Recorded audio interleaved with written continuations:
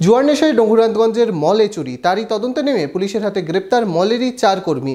কেন এমন ঘটালো ওই কর্মীরা, দেখুন বিস্তারিত।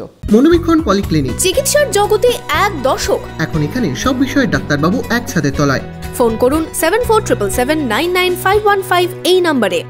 আইপিএল এর ম্যাচ নিয়ে জুয়া খেলার নেশায় মল থেকে চুরি কয়েক লক্ষ টাকা।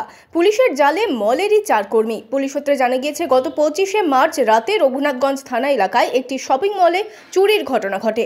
মলের ভল্ট ভেঙে চুরি হয়েছিল কয়েক লক্ষ টাকা এবং বেশ কিছু ইলেকট্রনিক্স সামগ্রী।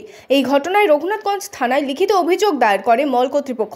তদন্তে নেমে এই ঘটনায় মলের হিসেব রক্ষক প্রবীর হালদার সহ আরও 3 কর্মীকে গ্রেপ্তার করে পুলিশ প্রবীর হালদারের এক আত্মীয়দের বাড়ি থেকে চুরি যাওয়া 6,32,000 টাকা উদ্ধার করে। এর পাশাপাশি চুরি যাওয়া ইলেকট্রনিক্স জিনিসপত্র উদ্ধার করে।